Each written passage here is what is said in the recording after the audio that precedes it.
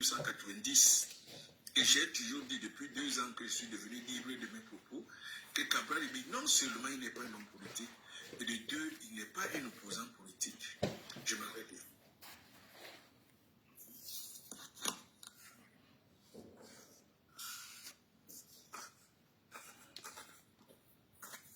Oui, Darty, tu peux prendre le relais, s'il te plaît.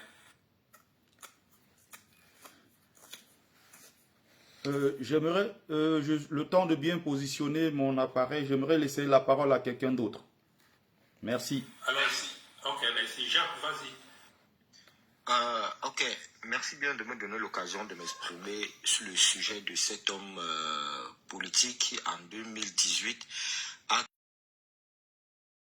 déjà de par son entrée assez triomphale sur la scène politique camerounaise et surtout à renverser un certain nombre de partis, pas à renverser mais à damer le pion à un certain nombre de partis politiques qui avaient pignon sur rue depuis 92. Je parle comme ça du SDF. Mais seulement au lendemain de cette élection, moi je pense c'est une pensée personnelle, hein. En fait c'est un constat personnel que la ferveur qu'il a eu à soulever lui est montée par la tête. Et là, il a carrément perdu le nord. Je vais prendre un certain nombre d'exemples assez précis pour justifier mon point de vue. Déjà, par la suite, au lendemain des élections présidentielles de 2018, il a commencé à avoir un langage, je vais dire, discoutoir, un langage irrévérencieux vis-à-vis de la classe politique camerounaise et plus précisément envers l'opposition. Lorsqu'il dit, par exemple, dans ses interventions, je vais prendre le cas sur un live sur TikTok, où il disait qu'il ne peut pas coaliser avec des hommes qui ont déjà travaillé pour le gouvernement. J'aurais bien voulu lui demander, honorable, est-ce que travailler pour le gouvernement est un crime? J'aurais bien voulu qu'il me donne une réponse assez précise à cette question. Quand il parlait qu'il ne peut pas coaliser avec des gens qui ont déjà travaillé pour le gouvernement, il faisait référence à qui exactement? Donc un peu comme pour dire quoi, pour avoir donc le fait d'avoir travaillé pour le fait d'avoir été membre d'un gouvernement fait de vous un allié de ce gouvernement. La question est bien évidemment non.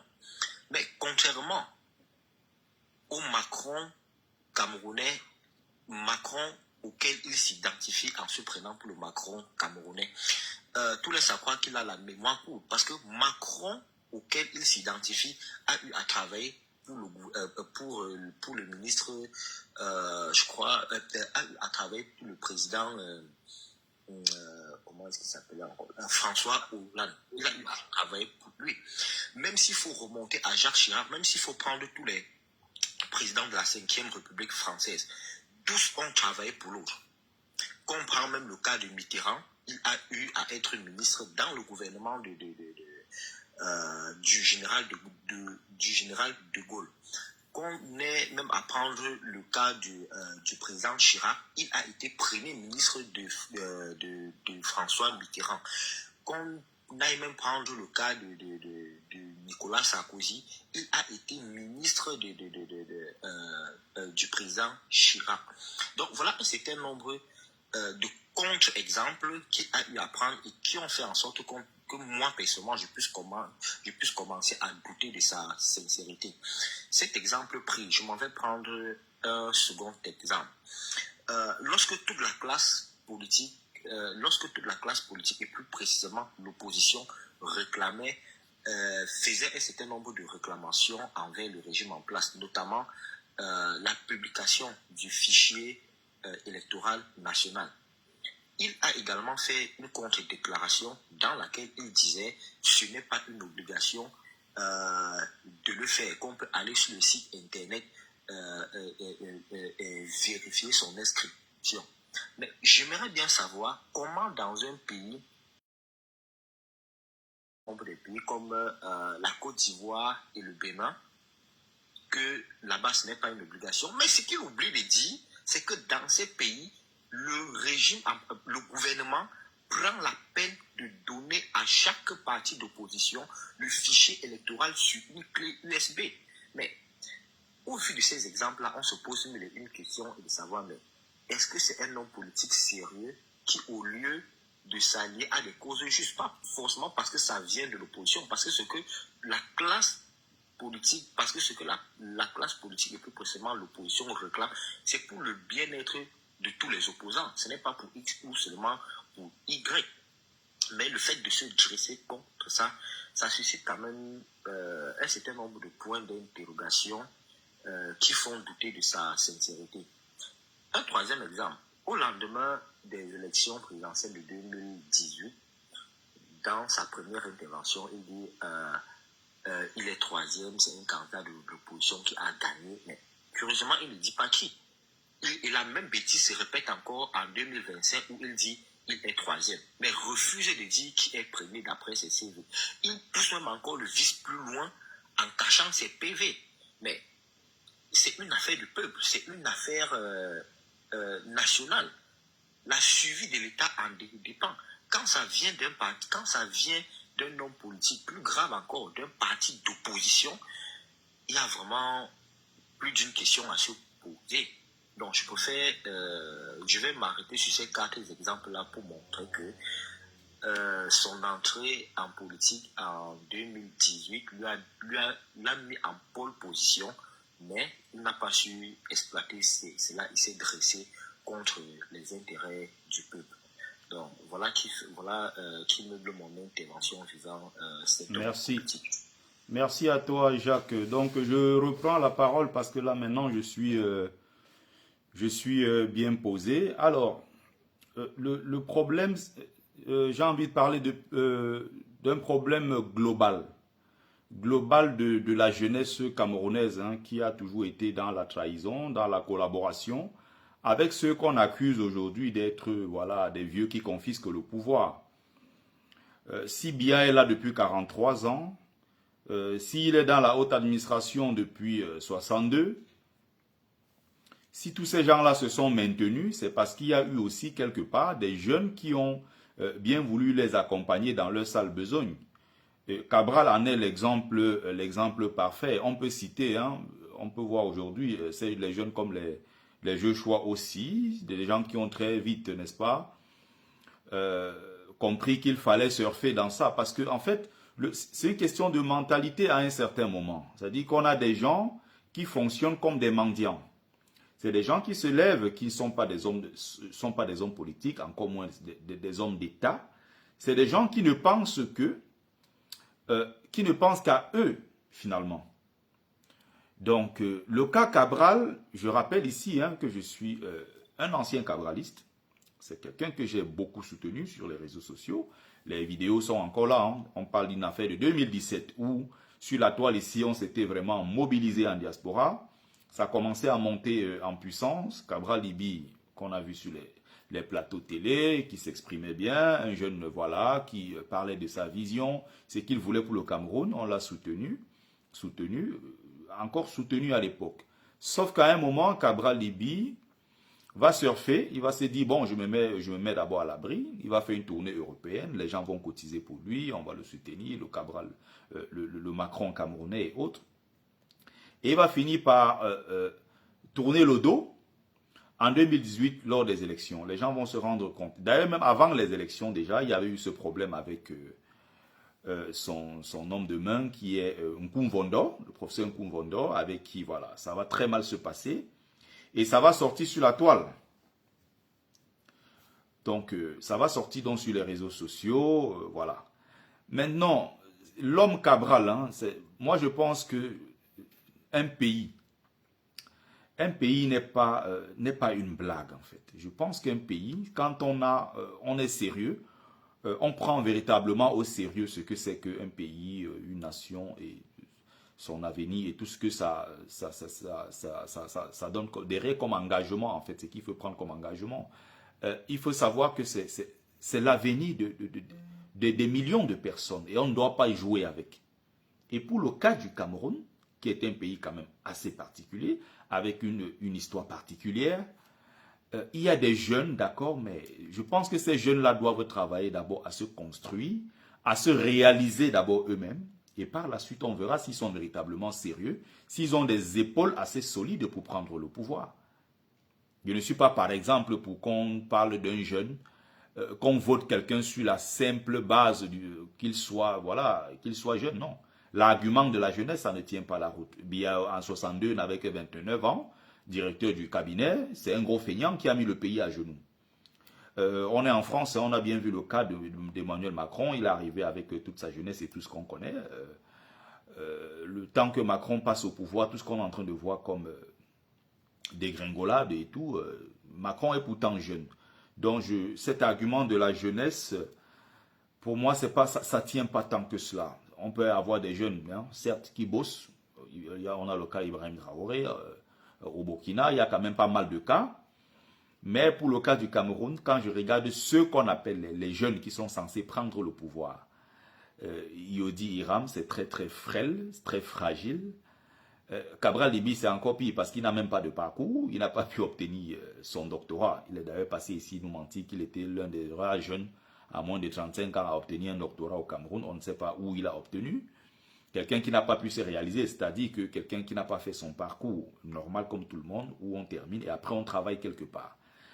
Cabral n'a pas de travail officiel au Cameroun, Cabral n'a pas de revenus traçables, il n'a pas eu ce cursus-là, ce parcours qu'il faut, qui mérite qu'à un certain moment, on commence à penser qu'il pourrait par exemple diriger le Cameroun. Je pense que diriger un pays, c'est quelque chose de très très sérieux. On ne se lève pas un matin comme ça, on prend la tête d'un pays, surtout un pays assez particulier, comme le Cameroun. Donc je pense que ces jeunes-là, s'ils montrent à quel point, quand je dis ces jeunes, j'écarte d'office, hein, Cabral, même s'il fait semblant de changer, pour moi, ce n'est pas un homme politique, ce n'est pas un homme d'État, c'est tout simplement un opportuniste qui a grillé sa carrière lui-même, qui a complètement grillé sa carrière. Les gens ont pourtant cru en lui. Et voilà qu'il a traversé encore sur le corps, sur les cadavres des Camerounais, sur le sang des jeunes dans les rues, pour aller féliciter Paul Biya. Et aujourd'hui, il attend la récompense, c'est-à-dire être reconduit peut-être à son poste de député, ou alors avoir un poste de ministre. Je vois ses partisans sur les réseaux sociaux dire que Cabral Libi est descendu à 3% parce que il y a eu le Cabral bashing, ou alors il y a eu, on appelle ça comment encore, le Cabral bashing, c'est-à-dire le tout sauf Cabral, ce qui n'est pas vrai. Cabral a chuté dans l'estime de beaucoup de Camerounais à partir de 2018 où il a trahi la résistance. De deux, si Cabral, qui a donc une base purement communautaire, je n'ai pas dit communautariste, Cabral Libi, même dans ce qu'on appelle le socle Bassa, Cabral Libi, même là-bas, Tiroma est venu à gagner. Tiroma a tout raflé dans certains endroits qui sont censés être des endroits où Cabral, voilà, devait être voté majoritairement. Cabral, il ne faut pas qu'on essaye de distraire les gens. Je pense qu'il n'est pas seul, hein, parce que si on parle toujours de Cabral, ça ressemble plus à un acharnement qu'autre chose. Mais bon, les Joshua aussi, les plaisantins comme on appelle comment encore des espoirs, je ne sais plus, espoir Matomba, des choses comme ça. Ils occupent aussi un espace vide. Hein. D'un autre côté, j'avais d'ailleurs fait un direct dessus récemment. Ils occupent un espace vide laissé par les méritants, laissé par des intellectuels, et je parle ici de véritables intellectuels, c'est-à-dire vraiment des patriotes, qui auraient pu apporter quand même beaucoup de choses à notre pays, mais qui ont décidé de se mettre en marge de tout cela. Ok, la nature donc ayant horreur du vide. Si vous avez des mérites, vous avez des compétences, je veux dire, et vous ne venez pas mettre ces compétences-là au service du Cameroun en passant par la politique. Donc, il faut donc comprendre que les espoirs Matomba, le Macron camerounais Cabral, ou alors, bon, Macron quand même a un parcours, il a travaillé chez Rothschild, Macron est un banquier. Donc, quand on parle du Cabral camerounais, du Macron camerounais en parlant de Cabral, c'est une insulte. Donc, maintenant, je suis en train de dire ceci, si les Cabral, les aussi, Espoir Matomba et tous ces gens-là existent sur le landerneau politique camerounais, c'est justement parce que beaucoup ont démissionné de leur rôle. C'est-à-dire qu'on a des gens derrière avec toutes les grandes compétences, des gens qui ont une maîtrise de la chose politique, mais qui se tiennent toujours derrière. Mais si vous n'êtes pas là, les autres vont occuper l'espace. Et si ces gens occupent l'espace, le moment venu, il ne faut pas se plaindre. Donc, quand on parle d'élection présidentielle au Cameroun, vous avez Tiroma, vous avez le professeur Baebek. Bon, parlons de ceux qui sont restés, n'est-ce pas, sur la liste définitive. Vous regardez tout cela, mais vous avez quand même une liste des gens qui n'ont pas l'étoffe pour diriger le Cameroun, qui n'ont pas l'étoffe pour diriger notre pays, mais qui sont quand même candidats. Où sont donc les professeurs agrégés? Où sont donc les gens qui ont l'expérience de la chose politique? Où sont donc ceux-là qui ont réussi, qui sont des hommes d'affaires prospères et qui ne viennent pas prendre les devants? Où sont? Il y a tellement de choses à citer, tellement d'exemples à prendre. Donc voilà ce que je pouvais dire grosso modo sur le cas de l'opposition camerounaise qui a encore dessus cette fois-ci. Cette opposition, je vais dire, collaborationniste. Hein. Il faut faire la différence entre cette opposition-là, n'est-ce pas, qui est liée à Paul Biya, et c'est la vraie opposition camerounaise, comme le cas Maurice Kamto, la vraie opposition avec le cas de Idrissa Chiroma Bakary, et même, comme on a commencé à voir récemment, quand même, voilà, quelques gestes de Tomaino Ndamjoya qui ont quand même, qui nous donnent un peu plus d'informations sur la personne et ce qu'elle a pu accomplir jusqu'ici. C'était la seule femme à cette élection. Elle n'est pas allée, n'est-ce pas, à ce qu'on a appelé la cérémonie d'investiture. C'était plutôt un acte, voilà, patriotique, un acte salutaire, voilà. Par la suite, maintenant, on va essayer de voir ce que ça va, ça va nous amener, mais bon, ça reste quand même très compliqué. Je vais laisser la parole à quelqu'un d'autre, à qui veut la prendre, de toute façon, parce que... Moi, j'aimerais poser une question de fond à Bertil Okamit. Bertil Okamit, moi je suis de la génération 92, hein, 90, 92, après le discours de général de Gaulle à Bôle, demandant l'ouverture démocratique au Cameroun. De Mitterrand. De Mitterrand, pardon, merci. Nous sommes rentrés au Cameroun appelés par les parents. Donc nous étions jeunes. Nous avions entre 26 et 29 ans à l'époque. Nous étions jeunes et on ne les a jamais trahis. On avait une essence et une espérance politique upéciste, même si on n'est pas upéciste, mais nationaliste. On ne les a jamais trahis.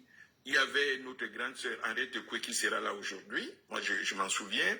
Il y avait Séverin Tchounkoé qui est à Nouvelle Expression. Il a été avec moi au Omnisport.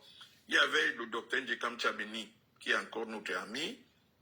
Et Bomba Hébé qui était encore un peu plus jeune que nous. On est resté zen, le Cameroun, pour nous tous. D'accord? Qu'est-ce qui fait que maintenant, 30 ans après, une jeunesse a apparu et cette jeunesse porte un stigmate de trahison. Cette liste n'est pas exhaustive. Nyamsi, Ounangini, Tashinga, Bandakani, Iodi, Cabral, tu ne peux pas, et même maintenant Ikanga, tu ne peux pas en rester là. Qu'est-ce qui a fait qu'il y ait eu ce changement en moins de 30 ans? Est-ce que tu peux nous expliquer le fondement même de ce changement? Mais parce que ce changement, cette trahison, elle est globale, même globalisée. Ce que je pense, c'est qu'il y a à un certain moment une sorte de... Il n'y a pas eu de continuité en tant que telle. Il n'y a pas eu de continuité, c'est-à-dire entre l'ancienne génération et la génération actuelle. Tu es de l'ancienne génération, c'est-à-dire qui a reçu quand même cette éducation où au cœur, encore une fois, il y a la communauté, c'est-à-dire que l'intérêt de la communauté. Tu as reçu cette éducation qui veut que, voilà, à un certain moment, qu'on soit capable de s'effacer soi-même pour donner place au groupe, donner place à l'ensemble. C'est-à-dire que tu as bénéficié, comme les autres, hein, les gens de cette époque-là, qui ont bénéficié quand même d'un certain nombre d'éléments. Ce sont des forces, ce sont des valeurs. Quand on grandit avec ces valeurs-là, c'est beaucoup plus facile quand on est dans le contexte politique, puisqu'on est agrippé à un certain nombre de valeurs, on a quand même il y a des racines, il y a quand même pas mal d'éléments. Ça fait que, à un certain moment, oui, à un certain moment, quand il faut prendre un certain nombre de décisions, quand il faut adhérer par exemple à un groupe, quand il faut on se retrouve face à une situation où il faut peut-être soit rester nationaliste, rester patriote ou bien peut-être trahi, je pense que c'est beaucoup plus difficile, je crois, hein, pour les gens de cette époque-là. Maintenant, il y a eu une sorte de transition, il y a eu une nouvelle génération, mais il n'y a pas eu de transmission des mêmes valeurs. C'est-à-dire que ce qu'on voit aujourd'hui au Cameroun, ce qu'on voit, restons dans le milieu politique, c'est tellement plus facile de voir des jeunes qui trahissent, tellement plus facile de voir des jeunes. D'ailleurs, si on prend les exemples au moment où nous sommes en train de parler, on ne va parler que des jeunes. Quand on parle des gens comme, je ne sais plus si on va parler des Armand Noutak et autres, regardez à l'intérieur du MRC, regardez des gens qui du jour au lendemain ont tourné leur dos. Je ne vais pas... Même Michel Ndoki, regardez une dame comme celle-là qui avait un avenir politique, une dame qui à un certain moment était notre héroïne, qui du jour au lendemain s'est retournée. Je ne veux pas parler forcément du parti politique MRC, mais je vais dire qu'elle s'est retournée contre le combat pour la libération de notre pays. On apprend aux dernières nouvelles que, bon voilà, je ne sais plus trop ce qui s'est passé, elle se retrouve en Côte d'Ivoire, il y a eu, je ne sais plus... Ça dit que c'est très très difficile. Je pense qu'il n'y a pas eu cette transmission-là. Il y a eu aussi les conditions sociales, les conditions du quotidien qui sont devenues beaucoup plus, mais alors beaucoup plus difficiles. Et les gens, parfois, pour joindre les deux bouts, les gens, dans cet instinct-là, n'est-ce pas, de survie, à un moment, pensent d'abord à eux et se disent, bon, ils vont d'abord se sauver. Ils vont d'abord se sauver. Je pense que Cabral, quand il s'engage en politique... peut-être qu'il a l'intention de bien faire les choses, mais puisqu'il n'a pas déjà lui-même une assise, c'est pas quelqu'un qui a forcément à l'époque un domicile connu, c'est pas quelqu'un qui a un boulot stable ou une entreprise stable, c'est quelqu'un qui s'est dit, bon, je vais surfer sur la vague et je vais avoir une certaine stabilité, voilà, en espérant rester un peu plus longtemps dans le milieu politique. Voilà ce que ça donne. On a d'abord une jeunesse qui n'est pas suffisamment ancrée dans sa propre culture, culture ici vraiment dans l'ensemble, hein, dans sa spiritualité et autres. On a une jeunesse qui se livre beaucoup plus facilement. Je ne dis pas que les anciens aussi, parmi eux, il n'y avait pas des gens qui, voilà, hein, qui à un certain moment lâchaient ou trahissaient. Mais cette jeunesse, elle est beaucoup plus enclin à le faire parce qu'il y a des conditions sociales. Il y a l'arrivée aussi hein, des réseaux sociaux avec le proving. On a parfois un environnement aussi qui pousse des gens souvent à commettre des erreurs. Je ne pense pas que Cabral soit suffisamment aussi bien entouré. Je ne pense pas non plus que quelqu'un comme Joshua aussi, posez-vous la question, un grand parti politique, comme le SDF qui a fait la pluie et le beau temps au Cameroun, on voit aujourd'hui à la tête du SDF un monsieur comme Joshua aussi, qui est un homme complètement vide, un homme qui aurait pu se servir d'ailleurs de la cause anglophone pour prendre un peu les devants, mais un homme qui malheureusement a toujours pensé à lui, à ses marchés publics et tout. Donc, résultat, qu'est-ce que ça donne? On a aussi une société qui de plus en plus valorise des gens sans tenir compte, n'est-ce pas, du passé de ces gens. C'est-à-dire qu'aujourd'hui, que ce soit sur les réseaux sociaux, que ce soit par exemple dans les... même à la télévision, prenons ces exemples-là dans les médias, c'est-à-dire que du jour au lendemain, on ne pose pas des questions sur l'origine de la fortune de tel ou tel. Vous avez les Amogo Belinga qui du jour au lendemain deviennent très riches, distribuent 100 millions aux gens, 50 millions aux gens, sans qu'on ne se pose trop la question d'où cela vient. Vous avez des Feynman qui organisent des panels sur les réseaux sociaux ou alors qui vont dans des plateaux télé au Cameroun expliquer, qui parlent de leur vie de Feynman. Et de plus en plus, ce genre de choses-là sont tolérées. Ça a même été finalement normalisé. Donc, trahir dans ce contexte-là ne devient plus quelque chose de... ce n'est plus le sujet de la honte. Avant, quand tu trahissais, c'était le sujet de la honte. Avant, quand tu trahissais, tu avais même honte de sortir de chez toi. Avant, quand tu trahissais, arriver encore dans un milieu, sachant que tu vas supporter de voir les gens qui te regardent en te disant « mais tu as trahi ». Donc les anti-valeurs, comme dit Banaboy, les anti-valeurs se sont finalement installées et ça fait qu'aujourd'hui, on est dans un environnement où Cabral peut aller aux élections, comme c'était le cas récemment. Il dit il sait qu'il est troisième. On lui demande, mais qui est deuxième et qui est premier? Il n'arrive pas à le dire. Mais vous avez ces partisans encore qui sont partout pour expliquer aux gens, malgré toutes les démissions qu'il y a eu autour de Cabral Libye, vous avez quand même des jeunes qui organisent des panels pour expliquer que c'est parce qu'il y a eu un Cabral bashing. Non, ils ne voient pas que eux-mêmes, leur propre leader est resté très incohérent depuis 2018. Non, ce qui les intéresse, c'est de faire croire, en fait, ils ne se regardent pas droit dans le mur. Voilà encore un exemple parfait. Il y a Gabriel qui vient de prendre l'exemple de Bidjan. Bruno Bidjan, vous avez les Raoul Christophe Mbia, vous avez l'exemple de Obama. Vous avez quelqu'un comme ça qui va de, je ne sais pas, de chaîne d'entreprise en entreprise. Vous avez quelqu'un comme Bidjan. Bon, avec un parcours quand même assez complexe. Qui, voilà, qui apparaît comme ça du jour au lendemain. Il est journaliste. Et quelqu'un qui a été journaliste pendant déjà des années, va à l'école de journalisme, s'inscrit, il fait à peine 3 semaines, 1 mois, il se fâche, il ressort de là, mais bon, dans notre société actuelle, c'est quelque chose qui ne pose pas tant de problèmes aux gens que cela.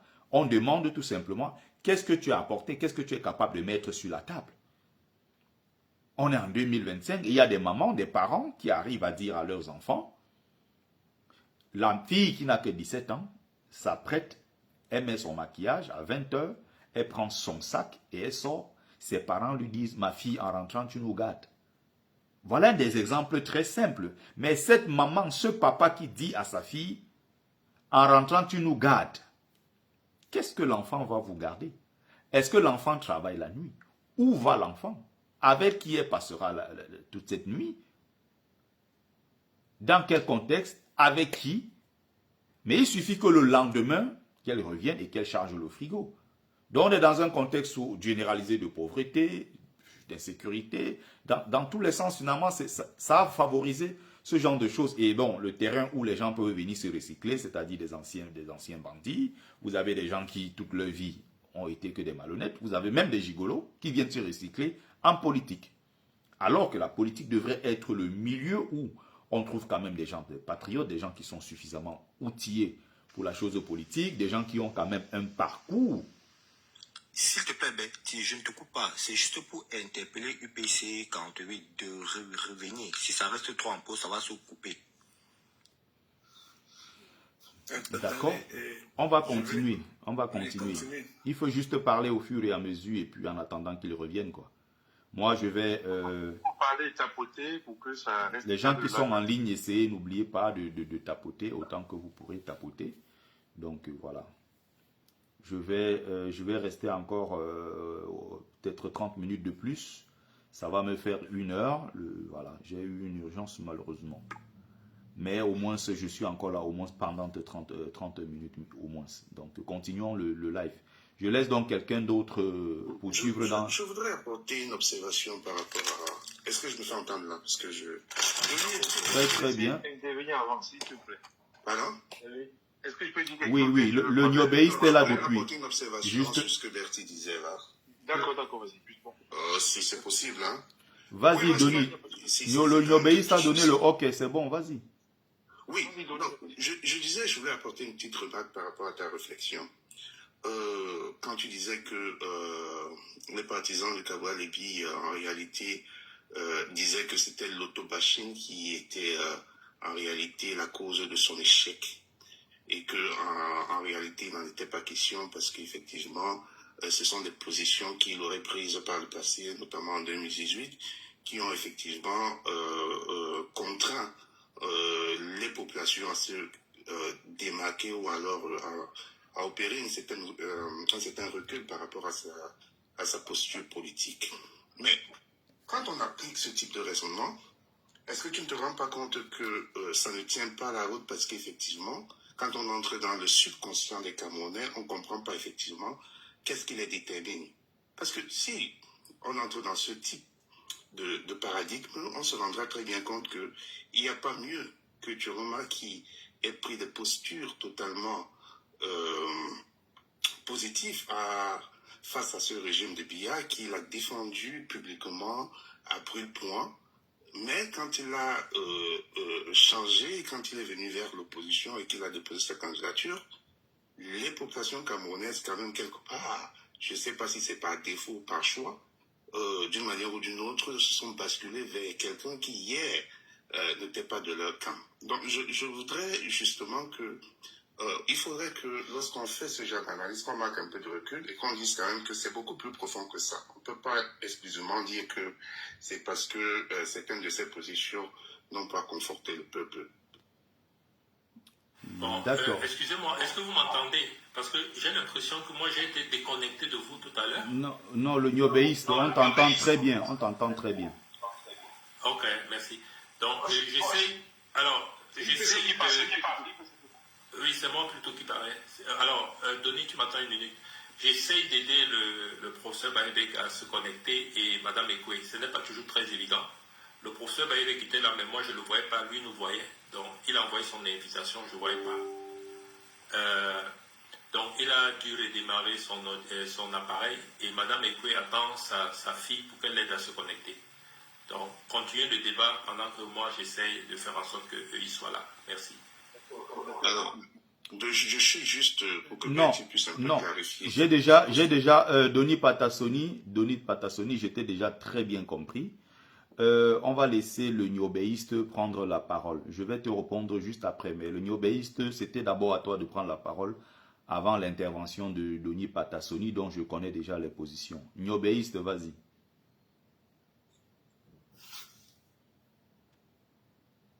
Niobéiste, débloque ton micro. Voilà, vas-y. Ah oui, désolé, je parlais un peu à moi-même là, sans avoir démuté mon micro. Oui, bonsoir tout le monde. Bonsoir vraiment et merci pour cette opportunité d'échanger sur ce qui nous concerne tous, c'est-à-dire le Cameroun. Ce qui nous tient vraiment à cœur. Bon, je dirais que par rapport au sujet à la première question, bon, je pense que c'est un ensemble il y a un ensemble d'éléments qui justifient le type de profil politique que nous avons au Cameroun. Et je dirais que le premier élément, c'est un choix politique délibéré du régime de 82. C'est-à-dire que, si vous observez bien, le régime de 82 a affamé, a clochardisé presque la majorité des Camerounais. Regardez tous les secteurs de la vie professionnelle au Cameroun. Les universitaires, les enseignants. Bref, on a clochardisé tout le monde. Au point où on a réduit les possibilités d'ascension sociale.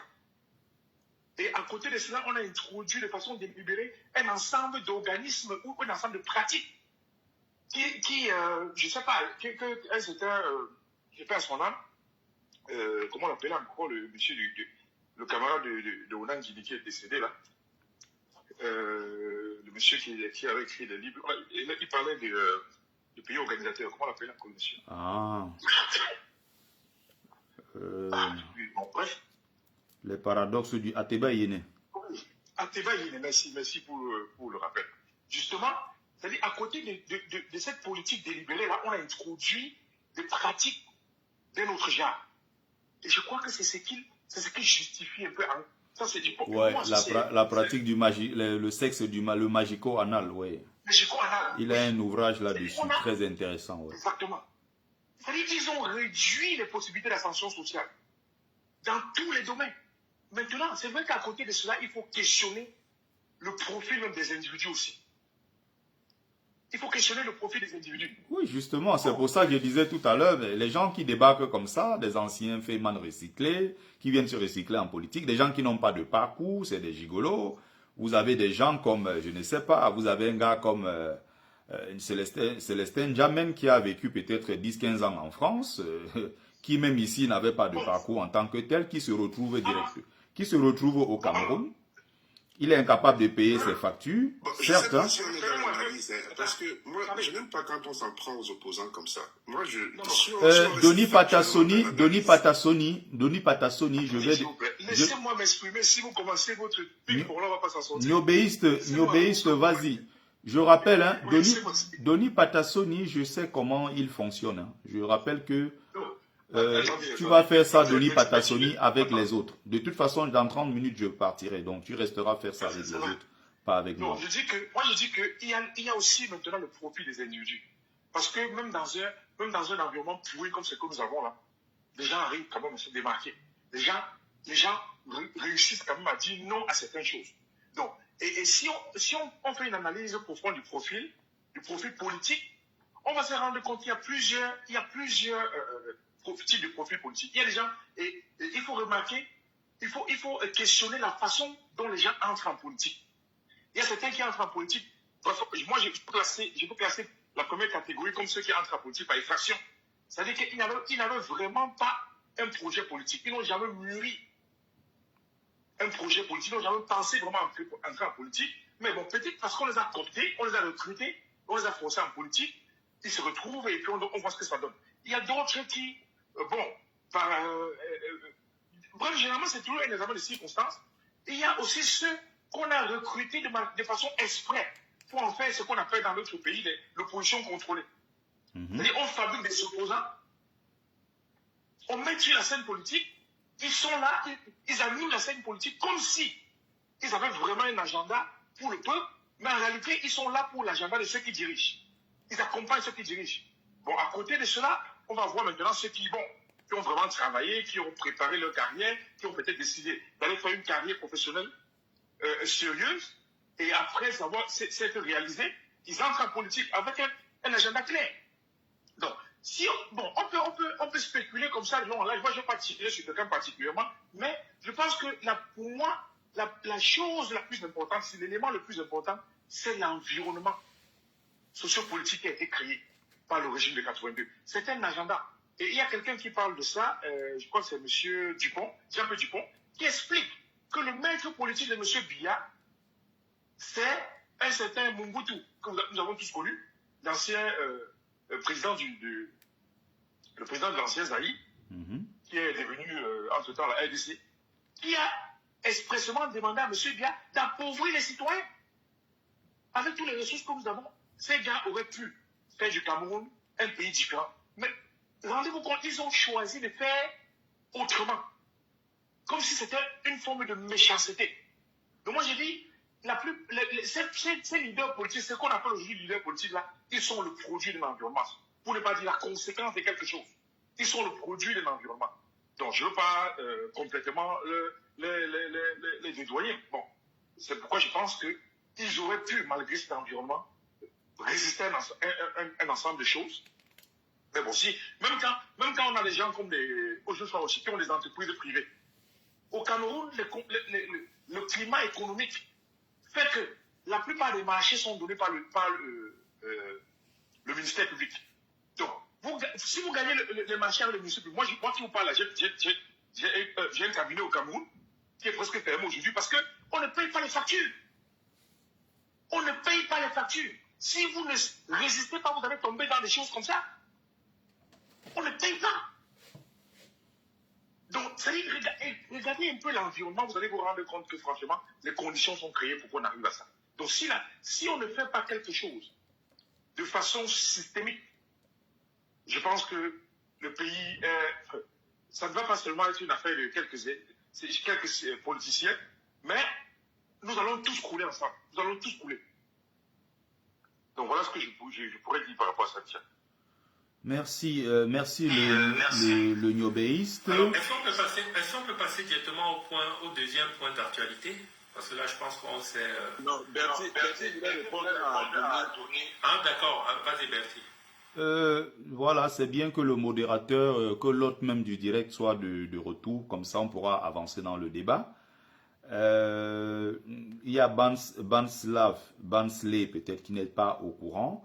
Banslav, voilà. Au départ ici, c'est une invitation. Il y a 4 invités, mais bon, on a fait monter les gens qui voulaient participer, contribuer, n'est-ce pas, au live. Mais à la base, c'est une invitation. Comment? Il dit exactement, j'ai reçu une invitation. Voilà. Non, c'est pas du même ordre. C'est pas du même ordre.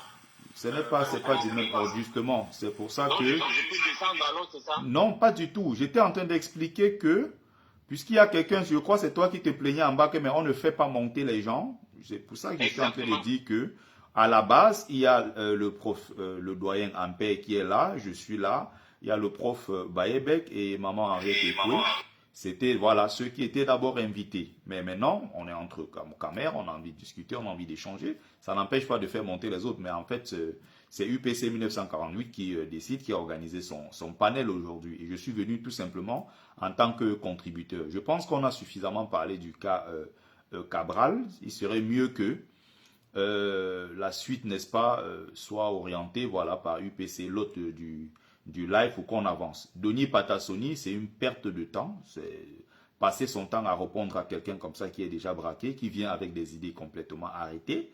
C'est une perte de temps. Voilà. Le Cabral a fait, je crois, 5 ans depuis qu'il est député. Je crois que c'est la 6e année. On peut tout simplement s'appuyer sur le bilan de Cabral, même pas en tant que député tout simplement, mais en tant qu'homme politique de l'opposition. Quand on construit des raisonnements bidons, et qu'on n'est pas capable d'expliquer. Et donc, Doni Patassoni, j'ai dit, on s'est déjà... Quand tu me manques de respect, tu ne fais pas son... Doni Patassoni, on s'est déjà retrouvé sur plusieurs panels. Voilà, moi j'ai fait monter des gens. Doni, tu vas m'excuser, mais je veux pas que le panel dérape. Hein. Donc au départ, je me démène là pour faire monter Henriette qui attend sa fille, qui n'arrive pas à se connecter. Le professeur Baïvé qui a un problème avec son téléphone qu'il est en train de démarrer. Mais au départ, ici, oui, mais... c'est Ampère et Berthier Lukamit qui sont là en attendant que les autres on puisse les avoir. Donc c'est vraiment ça, c'est pas un jeu de ping-pong. L'objet du live... En échangeant, je peux donner un petit avis sur ce que j'ai écouté aussi, s'il vous plaît. Oui, mais attends un instant. L'objet du live, ne vous inquiétez pas. L'objet du live, c'est qu'on a l'actualité. On a Ampère et Berthier qui nous donnent... en attendant que les autres arrivent, qui nous donnent un avis sur l'actualité. Après, il y a des questions que vous pouvez poser. Donc, ceux qui montent peuvent poser des questions, ils peuvent avoir des contributions courtes. Mais d'abord, c'est les deux. C'est vraiment ça, c'est vraiment le format en attendant que les autres arrivent. C'est vraiment ça le format. C'est pas que on veut exclure les autres. Mais il y a d'autres panels où on s'invite et puis on discute entre nous. Mais ici, il faudrait vraiment qu'on respecte ça, sinon on va pas suffisamment avancer. Sinon, ça va faire un panel de ping-pong. Après, comme on dit, Ampère a sa sensibilité, Berthier a sa sensibilité. C'est aussi ça qu'on veut écouter. C'est pas dit qu'ils ont raison ou bien ils ont tort. C'est pas vraiment un ping-pong. Il y a eu un fait qui est là, c'est-à-dire que l'un des porte-parole de Cabral a démissionné et il a accusé Cabral d'un certain nombre de choses. On a parlé de ça et après on passe à autre chose. Hein. On passe à un autre sujet. Après, tout le monde peut ne pas être d'accord. En ce moment-là, vous faites des commentaires et ça ne dérange personne, s'il vous plaît. Donc, je préfère qu'on passe au point 2. On passe au point 2. Le point 2, le point 1 va revenir sous forme de débat, là, tout à l'heure. Le point 2, c'est la pression sécuritaire. On va faire une petite exception, s'il te plaît, UPC 1948. Puisque Jacques est déjà intervenu, le Niobéiste aussi, qui a été d'ailleurs très intéressant et très pertinent. Laissons Banslav 1, comme ça au moins s'il aborde la question, et on pourra passer tranquillement au point 2, quoi. S'il te plaît. Oui, mais je voudrais qu'on passe au point 2 après pour en revenir, sinon ça va faire comme une fixation sur Cabral. Donc on ne sait pas encore ce qu'il voulait dire. Oui, non, bon, j'annonce le point 2. Après, quand vous allez prendre la parole, vous pourrez passer au point 1 et vous pourrez revenir au point 1 et passer au point 2. D'accord. Ça nous permet d'avancer. Donc, alors, le point 2, c'est la pression sécuritaire et arrestation. Plusieurs soldats sont arrêtés dans le Mano d'Anaï pour des liens présumés avec Issa Chiroma Bakari pour un projet de rébellion. À Garoua, l'homme d'affaires Aladi Bahia est enlevé par les forces de sécurité qui recherchaient son fils. Et face à cela, il y a également des tensions qui montent dans l'armée où apparemment on fait une chasse aux sorcières, si on peut dire ainsi, où certains militaires réputés être proches de Issa Chiroma Bakari connaissent une certaine marginalisation. Donc je voudrais qu'on commente un peu ce fait d'actualité. Après, ça n'empêche de revenir sur le point 1, s'il vous plaît. Merci. Alors, qui veut commencer l'Union Béiste? Bon, il avait dit qu'il n'est pas encore prêt. Non, c'est vrai, je suis. Ok, vas-y alors. Avant de... En fait, bon, je ne veux pas revenir sur le point, je crois que je viens juste de m'exprimer là-dessus. J'ai dit ce que je pensais, et puis bon, maintenant que j'ai directement envoyé sur le point 2, qui met l'accent sur le climat d'insécurité et je dirais même il y a une forme de, je sais pas, le président lui a appelé ça le gangstérisme politique. C'est-à-dire qu'on est pratiquement dans un climat où ceux qui tiennent le pouvoir de façon illégale et illégitime actuellement, veulent tout faire pour se maintenir. Et pour se maintenir, il faut qu'ils neutralisent ce qu'ils considèrent aujourd'hui comme leurs adversaires politiques. Donc maintenant, pour moi, la question c'est qu'est-ce qu'on fait en face? Qu'est-ce que nous, ceux qui pensent que ils sont illégitimes, ils ont un mandat illégal, qu'est-ce qu'on fait? Comment est-ce qu'on s'organise pour faire face à ça, pour protéger nos enfants, nos frères, nos parents, nos frères et sœurs? Comment est-ce qu'on peut s'organiser? Parce qu'ils ne peuvent rien faire de différent. Ils vont essayer de neutraliser. Bon, j'en profite pour appeler ces leaders-là, tous ceux qui pensent qu'ils sont à mettre qui.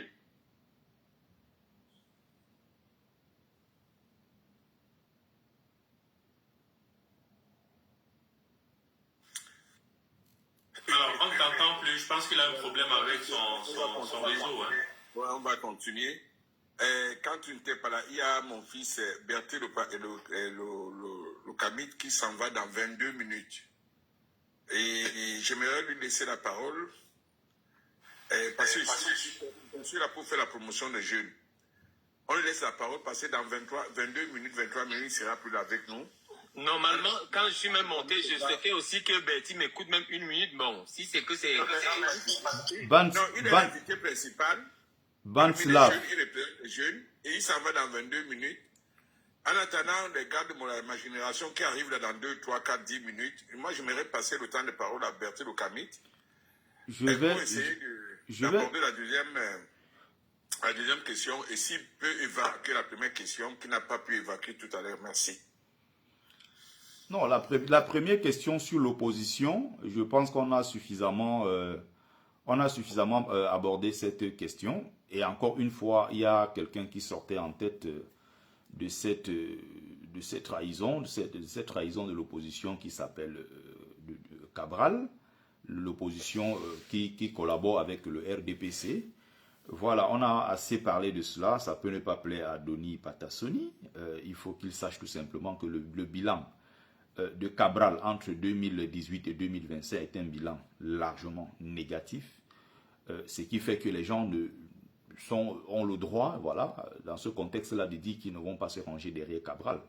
Il a même d'ailleurs lui-même répondu à sa propre question, parce que pour quelqu'un qui est dans l'opposition depuis 7 ans, si on prend à partir de 2018, comment expliquer que Cabral, malgré toutes ces années-là, soit complètement largué dans la course par quelqu'un qui s'appelle Issa Tiroma Bakari, qui il y a seulement 3-4 mois encore était dans le régime, le gouvernement de Paul Biya. Donc ça veut dire tout simplement que les cabralistes doivent se remettre en question. Cabral qui est plutôt jeune et qui a utilisé à plusieurs reprises l'argument de la jeunesse, même si on a compris que c'était de l'esbrouf, parce que il y a quelqu'un qui est bien plus jeune que lui qui s'appelle Yodi Hiram. N'oubliez pas que Cabral, à un certain moment, avait parlé de la coalition des jeunes et de l'autre côté de la coalition des vieux. On a finalement compris que c'était de l'esbrouf. Cabral n'a jamais pu coaliser, même avec les jeunes comme lui. Donc, le plus important ici, voilà, c'est ce qui va suivre. Et ça devient très intéressant dans la suite. Pourquoi? Parce que on voit un Issa Tiroma Bakari qui est concentré, complètement concentré sur son objectif. C'est-à-dire que, plus que quiconque, il a compris qu'en ce moment-ci, il faut une véritable mobilisation du peuple camerounais, mais surtout, il faut une force qui viendra, n'est-ce pas, créer le véritable rapport de force qu'on attend depuis beaucoup de décennies aujourd'hui avec le pouvoir en place afin de les renverser. C'est-à-dire qu'il faut qu'on passe de cette étape-là de bavardage. Qu'on passe à l'étape, n'est-ce pas, de la sensibilisation, parce que ça fait quand même beaucoup d'années qu'on sensibilise. Issa Tiroma a, n'est-ce pas, été élu par le peuple camerounais, donc il a l'aval, il a, n'est-ce pas, cette bénédiction même d'ailleurs du peuple camerounais pour mener à bien sa mission. Ce qui va se passer, tout simplement, c'est qu'au bout d'un moment, il va falloir utiliser peut-être ce que d'autres refusent d'aborder, comme la question que beaucoup d'ailleurs ne veulent pas aborder. C'était d'ailleurs le problème du MRC pendant 7 ans, c'est-à-dire que le changement par la paix et par les urnes.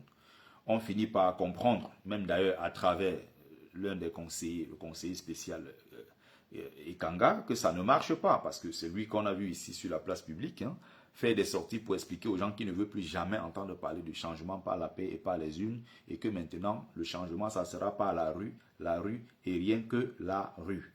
Donc, on est déjà comme ça dans le deuxième point, hein. Je pense qu'on a suffisamment, on a évacué le premier point, c'était à Cabral, voilà, de faire son bilan, et tout est clair devant nous qu'en 7 ans, qu'est-ce que Cabral a posé comme acte? Denis Patassoni qui croit soutenir ou alors croit aimer Cabral plus que les autres, qu'il nous explique ce que Cabral a posé comme acte patriotique, un acte politique, durant ces 7 dernières années et qui a marqué le peuple camerounais au point de pousser ce peuple-là à aller dans l'urne voter pour lui. Qu'on nous donne une seule action posée par Cabral Libye. Une seule contribution qui a, une seule action qui a contribué à affaiblir ne serait-ce que le régime en place. Ça n'existe pas. Il a été pendant ces 7 dernières années dans la collaboration avec le régime. Il a pris du poids entre-temps, il a 1 million de salaire, il a passé son temps à s'amuser, n'est-ce pas? À faire copain-copine, ami avec les gens du système. Il y a des photos, il y a des vidéos où il est assis avec eux, ils sont en train de manger, en train de rigoler. Donc je pense qu'au bout d'un moment, il ne faut pas prendre des gens pour des cons non plus. Donc on est déjà dans le deuxième point, n'est-ce pas, de notre live d'aujourd'hui. Et là, on avance vers la 4e phase par d'Issa Tiroma Bakari, son plan qui a été mis en place. Et je pense que la dernière phase doit être une phase qui va certainement conduire à des violences. Et s'il faut passer par là pour libérer le pays, je pense qu'on n'a plus le choix en ce moment parce que Biya est en train de faire ce qu'il sait très bien faire. C'est-à-dire que le régime en place est en train de jouer pour nous avoir à l'usure. Plus le temps passe, plus ils gagnent du terrain. Ils essayent d'apaiser, ils font semblant d'apaiser parce qu'ils veulent gagner du temps et ça va permettre plus tard d'activer un certain nombre de leviers au niveau international pour que leur gouvernement ou alors l'élection finalement soit validée. Parce que si on continue comme ça cette semaine, la semaine qui suit, décembre c'est terminé, on se rend là déjà en janvier, la France certainement va derrière faire des félicitations, je vais dire ici sur le plan officiel parce qu'il y a souvent certains qui ont d'autres méthodes, qui félicitent peut-être par d'autres moyens, par d'autres canaux. Donc les États-Unis vont féliciter, on va avoir peut-être le Japon, la Chine, la Russie, je ne sais pas quelle autre puissance, parce qu'au bout d'un moment, il va falloir, l'État ne s'arrête pas. Il y a le principe de continuité de l'État, c'est-à-dire qu'il va falloir débloquer de l'argent, il va bien falloir des gens pour aller signer. Donc, que ce soit des prêts avec le FMI, que ce soit, il faut bien un gouvernement en place qui fonctionne. Et donc, si Issa Tiroma Bakari n'a pas actionné la 4e phase, s'il n'est pas toujours au pouvoir, s'il n'a pas suffisamment inquiété, n'est-ce pas, le pouvoir en place, les institutions internationales vont valider le régime en place et ça va continuer. Et encore une fois, il ne faut pas toujours s'appuyer sur Issa Tiroma Bakari, qui est un humain, qui peut se tromper. Donc, il va falloir encore une fois que le peuple camerounais se mobilise. Mais cette fois-ci, je vais avouer que j'ai eu très mal. J'ai eu très très mal. Et nous parlons de ça ici, ça fait 7 ans. En rappelant aux Camerounais à chaque fois que quand il va falloir sortir, il va falloir être suffisamment nombreux pour que le pouvoir en place, que les militaires et la soldatesque de Paul Biya ne soient pas en mesure de tirer sur un seul Camerounais. Il faut déjà féliciter tous ceux-là qui sont sortis récemment. Parce que ce n'est pas facile. Il faut déjà commencer par féliciter, saluer vraiment la bravoure de ceux-là et, n'est-ce pas, s'incliner, n'est-ce pas, sur la mémoire de ceux-là qui sont partis ces derniers temps. Il faut non seulement cela, mais il faut préciser que si on a tiré sur eux, on est peut-être à 60-70 morts pratiquement, sans compter des centaines d'enlèvements et tout le reste. C'est justement parce que nous n'étions pas suffisamment nombreux. Les gens sont sortis. Ils se sont battus, ils ont fait ce qu'ils pouvaient, avec leurs pauvres moyens. Je pense que la prochaine phase qui va suivre est une phase qui sera une phase militaire. Parce que envoyer des jeunes comme ça sortis dans la rue comme ils sont sortis et se faire abattre comme des chiens, comme des lapins. C'est des images qui blessent. C'est-à-dire qu'il faut aller sur, comment on appelle, il faut aller sur Telegram, vous regardez, mais quand vous allez sur Telegram, mais c'est pas possible, puisque là-bas, il n'y a pas de censure comme sur Facebook et autres, mais vous avez des images des gens, allez dans des groupes WhatsApp, mais regardez encore des images des jeunes qui sont tombés, des parents et tout ça. Mais c'est horrible, c'est horrible, on ne peut pas supporter ça longtemps, il va falloir mettre fin à cela, et ce qui reste à faire ici, c'est la force, et encore une fois, il va falloir inquiéter ce régime-là en place pour qu'à un moment, qu'ils comprennent que soit ils seront obligés de céder, tout simplement le fauteuil à Issa Chiroma Bakary, soit le pays totalement va s'embraser. Il faut qu'ils soient dans une situation où ils ne pourront pas négocier quoi que ce soit. Ils auront une seule issue, sortir tout simplement et laisser la place à Issa Chiroma Bakary. D'où maintenant les enlèvements dans le Grand Nord. On sait que son soutien vient du Grand Nord. C'est la raison pour laquelle les Bamileke en ce moment et les nordistes qui sont au sein, n'est-ce pas, de l'armée, sont ciblés.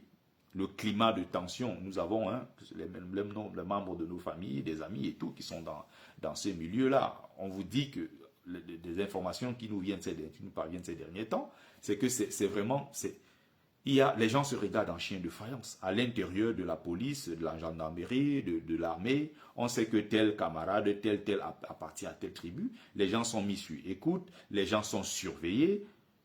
Et avec une surveillance vraiment accrue sur les populations, sur les forces de l'ordre originaires du Grand Nord et aussi, n'est-ce pas, de l'Ouest Bamileke. Pourquoi? Parce que c'est ceux-là qui sont accusés, n'est-ce pas, comme des fauteurs de troubles qui ont envoyé leurs partisans ou leurs enfants dans les rues créer ce qu'ils appellent du désordre. Donc, oui, ce qu'ils sont en train de faire actuellement dans le Grand Nord avec des enlèvements à gauche, à droite. Alors, sur une bonne partie même d'ailleurs du territoire, ce qu'ils sont en train de faire là, c'est bien calculé. D'un autre côté, on fait semblant, n'est-ce pas, d'apaiser les tensions. On fait semblant de rassembler les gens sur la même table en parlant de paix, de réconciliation, et même d'ailleurs en parlant, en anticipant, c'est-à-dire sur les prochaines élections législatives et municipales, une façon de dire aux gens, ou les régionales, d'ailleurs une façon de dire aux gens que les élections présidentielles sont derrière nous, comme l'a fait le jeune Hiram, et les autres, voilà. Donc, ils ont intérêt, s'ils veulent se maintenir au pouvoir, de harceler, n'est-ce pas, ceux-là qui peuvent être potentiellement leurs adversaires demain sur le terrain militaire. Donc, voilà ce que je pouvais apporter comme contribution. Donc, ça me semble être ce qui va finalement déclencher le mouvement que nous attendons tous. Enlever les gens du Nord, stigmatiser davantage nos frères du Nord qui sont dans la police, gendarmerie, dans l'armée et autres, ça participe, n'est-ce pas, d'un projet bien huilé par le régime en place qui fait tout pour se maintenir. Voilà, ça c'était ma petite contribution sur ce point-là. Voilà. J'écoute les autres si encore je peux rajouter quelque chose. Pour essayer de parler dans ton sens, il faut reconnaître, vous connaissez ma liberté d'expression. Le peuple bamileke, depuis la guerre d'indépendance, a payé un lourd tribut. A payé énormément un lourd tribut. Depuis 1948 jusqu'à 1971, gaz napalm, les exécutions. Ce même peuple a payé un lourd tribut. En 92, 90, 81, 92, en 2018, maintenant, même en 2025, il y a énormément des arrestations arbitraires. C'est vraiment un peuple qui paye un lourd tribut pour le changement, pour le Cameroun. Et moi, je suis de ceux qui pensent que ce peuple, on doit le soutenir avec l'UPC qui est avec moi. C'est de bons résistants, de bons nationalistes. Et c'est que ensemble, avec tous ceux qui cherchent le changement, nous allons tous ensemble nous mettre main dans la main pour essayer de changer le système en place. Maintenant, ça n'a pas pu marcher avec le professeur Kanto. La Providence nous a donné le professeur, l'ingénieur, mon collègue Chiroma. Et maintenant, tous ensemble, nous sommes sur Chiroma qui maintenant a épousé les revendications du peuple, toujours pour un but bien déterminé, le départ du système en place. Je vais laisser la parole à une autre personne en attendant le retour de l'UPC 1948. Merci. Alors, Banslav, tu avais un mot pour Bertie, je crois. Donc, je te vois un peu trop pressé. Vas-y. Ok, bon, très exactement, c'est parce que j'ai aussi entendu, bon, j'ai entendu tout le monde, et puis, vous savez, des fois, tu peux amener ton avis, et puis, ce que tu écoutes te fait changer de trajectoire. Ce que je veux d'abord dire aux gens, à tous ces frères, c'est que on s'est retrouvé dans une situation où le peuple est fatigué. Bon, quand je vous parle de moi déjà.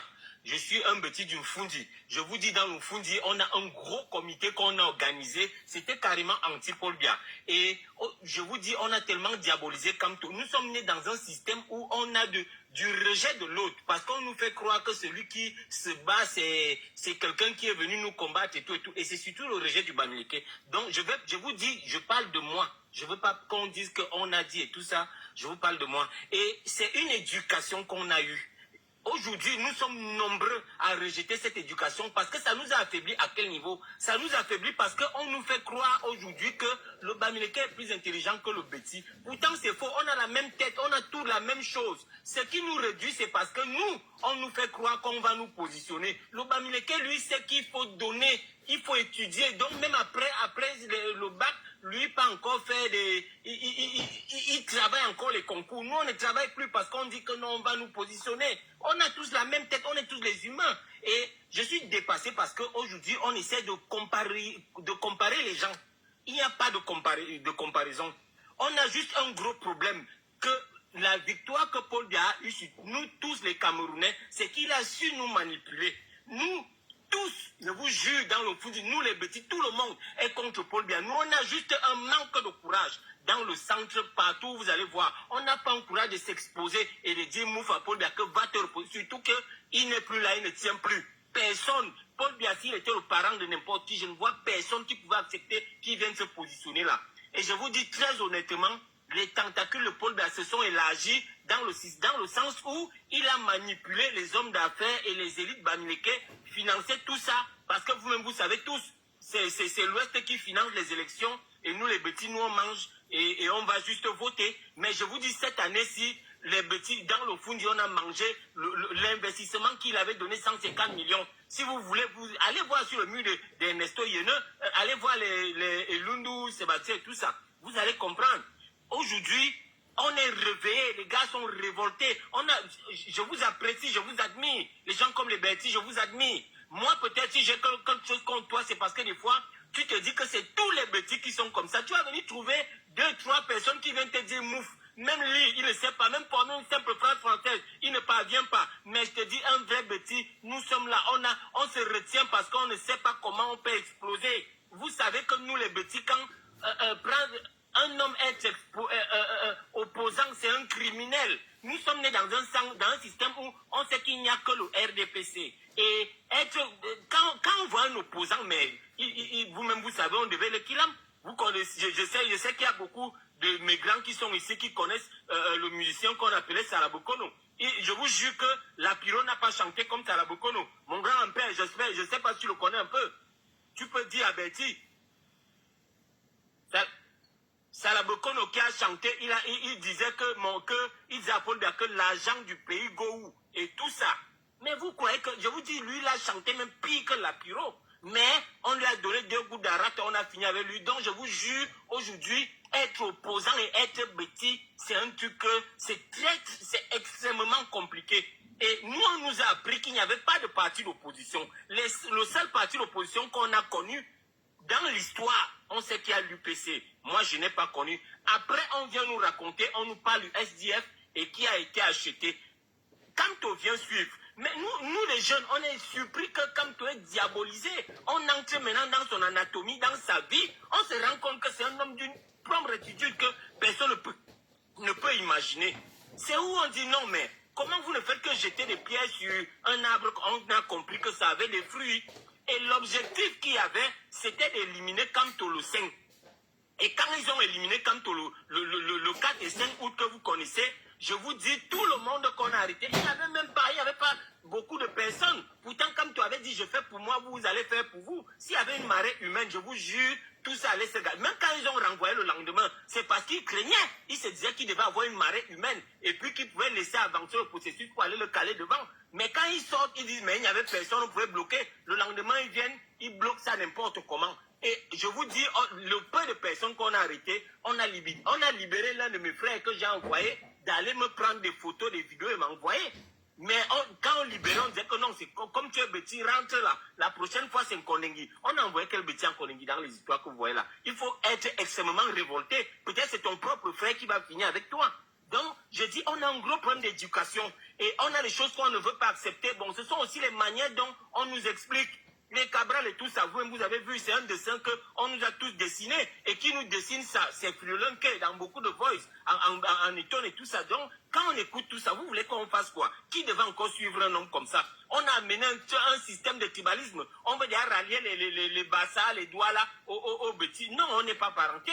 Mais même si c'était même ça, on est dans un sens de méritocratie. On a perdu beaucoup de frères parce qu'ils attendaient qu'on allait les positionner et ils sont tombés dans quel sens? Parce que l'âge est déjà dépassé, ils ne peuvent plus aller. Maintenant, il faut faire quoi? C'est boire les kitoko. Et aujourd'hui, on va se plaindre de tout ce qui nous entoure. Donc, je dis, on n'est pas tous pareils. C'est juste qu'on n'a pas tous le même courage. Il y a beaucoup qui sont là. Regardez, aujourd'hui, on se plaint d'un frère où on était, la trajectoire, c'était Etoudi. C'est Etoudi qui doit tomber.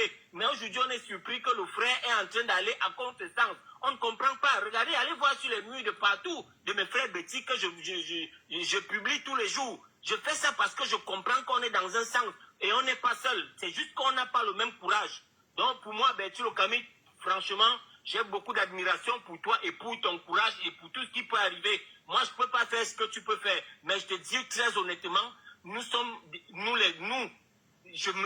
moi-même dedans, nous sommes des gros lâches. Et la politique du pays qu'on voit là, dans les études et ce que nous aussi on essaie d'analyser, ça ne va jamais fonctionner dans la loyauté et tout ça. Donc aujourd'hui, si comme toi peut-être affaibli l'adversaire et quand Chirouma vient donner un coup de poing tombe, on continue seulement à avancer. Le plus important c'est de l'achever. Et puis même si Chirouma ne va pas parvenir, s'il vient aussi, il y a eu, bon par exemple, moi, j'ai appris que Chirouma était une grosse manipulation et j'ai décidé de rester tranquille et de garder mon silence. Mais je vous dis, j'ai eu un gros bénéfice parce que le peuple a appris à se lever. C'est un gros bénéfice. Donc même si Chirouma ne vient pas, je sais que le peuple a appris à se lever. Tout ce qu'on doit éduquer au peuple maintenant, c'est que le jour où il y a seulement une injustice, vous vous levez tous. Où on dit qu'il y a un truc au nord, tout le Cameroun entier se lève. Donc je pense qu'on a un gros problème d'éducation.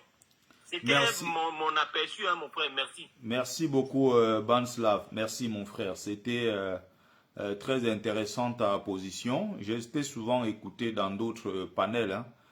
Hein. Ça reste très, très intéressant globalement.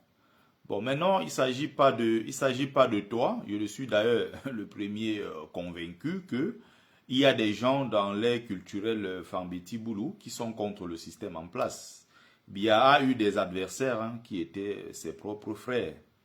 Il y a eu le prêtre je crois qui était mort au Canada, Monseigneur, j'oublie le nom. Il y a eu des gens à l'intérieur du système qui n'étaient pas toujours d'accord avec Paul Biya. Il y a eu encore aujourd'hui, il y a des gens qui sont dans il y a des Valsero qui sont Fambiti Boulou, qui se battent à Baoyono, qui sont nombreux, qui sont des gens qui sont de cette ère culturelle et qui se battent contre le système en place. Voilà. C'est pas tant ça le problème, c'est le problème de nombre en fait. Il y a une hypocrisie quelque part que beaucoup ne veulent pas voir parce que c'est difficile à voir. Il faut faire face à cela et c'est très très compliqué. Alors vous avez 3 régions du Cameroun, le centre, le sud et l'est. Et vous connaissez très bien que dans l'histoire de notre pays, c'est les 3 seules régions où il n'y a jamais eu de ville morte. Et en 2025 aujourd'hui, voilà encore les preuves devant nous, c'est-à-dire que pendant qu'on bougeait à Douala, à Garoua, à Ngaoundéré, à Bafoussam, partout, quand toutes les autres 7 régions du pays étaient en feu, il y a eu Yaoundé, le centre qui était relativement calme, les gens vaquaient à leurs occupations. Il y a eu juste quelques 2-3 quartiers populaires où il y a eu quelques trucs et tout ça. On est passé à autre chose. Le centre, le sud, n'en parlons pas. C'est le silence total dans tout le sud. La région de l'Est, quand on parle de l'Est aussi, c'est le silence total. Parce que remarquez très bien que ceux qui sont sortis dans la région de l'Est, vous allez bien remarquer que c'est Garoua Boulaye et un peu Batouri et autres. Mais surtout, l'épicentre, c'était Garoua Boulaye, qui est une ville où il y a beaucoup de populations originaires du Grand Nord. Aïdjo était passé par là, son tout premier poste d'ailleurs, je crois, c'était à Garouaboula, son tout premier poste. Il y a historiquement une bonne partie des populations du Grand Nord qui est installée là-bas depuis des décennies et des décennies. Donc, vous allez bien remarquer que c'est ceux-là qui étaient dans les rues. Allez regarder maintenant les autochtones même de l'Est. Vous avez plutôt des vidéos des gens qui sont sortis pour vous expliquer que nous sommes les Makas, nous sommes les autochtones, nous sommes les cécis, et nous ne voulons pas voir des nordistes et des Bamileke ici qui viennent faire du désordre. Betty, s'il te plaît, je n'aime même pas couper les gens, mais si tu vois, je te dis, je t'ai avoué que nous sommes des lâches, mais à un certain niveau, on a eu des comités où on a conseillé nos frères et puis on a dit, c'est trop comme ça. Je vous jure, l'objectif c'était d'aller faire des bulletins nuls, mais les gars sont allés voter Tirouma. Comme je suis en train de te dire, je comprends. On peut te dire même où Paul Biya a voté. Mais je comprends très bien. Ce que je vais juste te dire, c'est que même s'ils ont voté Tirouma, c'est pas tant ça le problème. Pourquoi les gens qui ont donc voté Tirouma, une fois que leur voix a été volée, c'est à eux de descendre dans les rues pour dire mais non. Quand il y a déjà un mouvement, un processus qui est enclenché comme c'était le cas, c'est à eux de descendre dans les rues pour dire vous avez volé ma voix, j'ai voté Tirouma, vous avez certainement remis ma voix à Paul Biya. Raison pour laquelle je me révolte. Ce que je constate ici tout simplement, c'est qu'il y a ce silence-là au sud, même pas un seul pneu brûlé. Les gens ne sont pas sortis, ils sont restés chez eux. Tout au contraire, on a vu quelques gens, quand on a annoncé la victoire de Paul Biya, les gens dans cette partie-là qui ont fêté. C'est-à-dire que le frère du village est resté au pouvoir. Dans la région de l'Est, j'ai expliqué la configuration et la composition géo-ethnique pour qu'on puisse mieux comprendre ce qui se passe dans l'Est. Ce n'est pas les autochtones de l'Est qui sont sortis, qui est une partie bien enclavée de notre pays, avec tout ce qu'on connaît comme misère et souffrance là-bas. S'ils ne sont pas sortis, c'est que quelque part, ils sont toujours retenus par ce truc-là qui leur dit quelque part, non, c'est le frère du village. Au centre, à Yaoundé, c'est pareil. Et si on laisse même le centre même qui est le cœur de Yaoundé, on va dans les villages environnants, dans le centre du pays, les populations ne se sont pas mobilisées. Mais je suis bien convaincu, et on a eu plusieurs exemples, plusieurs preuves, n'est-ce pas, par le passé, que si demain, il arrivait quelque chose ou bien a été inquiété, on voit les gens qui multiplient des vidéos pour menacer en disant que c'est nous qui avons le pays. La chose se vérifie encore au sein de l'armée, où la plupart des gens qui sont descendus dans les rues, je vais dire des forces de l'ordre qui ont tiré, ils viennent de la région Fambeti-Boulou. On ne connaît pas jusqu'à présent un Douala qui a tiré sur quelqu'un.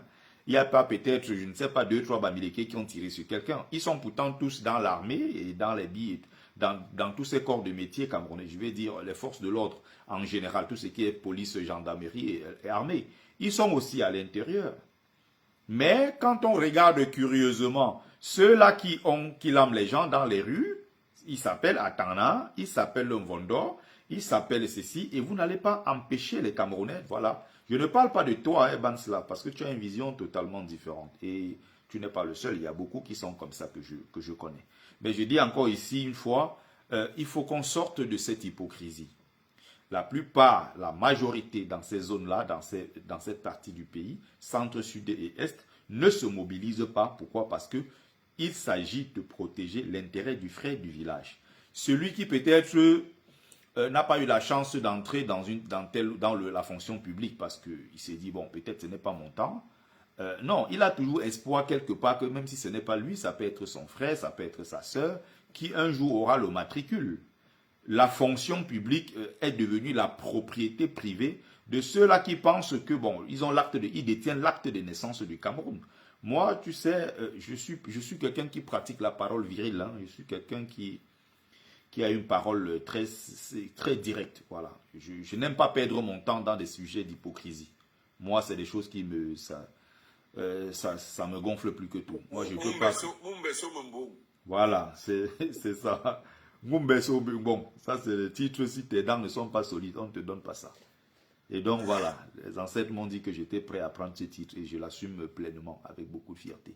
C'était juste une parenthèse. Mais encore une fois, ce que j'ai envie de rappeler ici, c'est quoi? C'est que tout dépend de nous, tout dépend du peuple camerounais, mais aussi nous avons la chance cette fois-ci d'avoir quelqu'un qui n'a pas lâché. Parce que, doyen Ampère, tu disais tout à l'heure que malgré tout ce que les gens ont peut-être pu dire, on n'a pas remarqué jusqu'ici un seul geste ou un acte déplacé d'Issa Tiroma Bakary qui pourrait amener les Camerounais à penser qu'il a trahi la lutte. Donc jusqu'ici, il est resté cohérent, il est clair dans sa démarche, le combat continue, nous nous battons toujours. Donc jusqu'à présent, il a montré pas mal de garanties quand même. Et c'est ça qui galvanise davantage. Je suis convaincu que le peuple camerounais va sortir massivement dans les rues d'ici les semaines qui suivent pour fêter la libération du pays.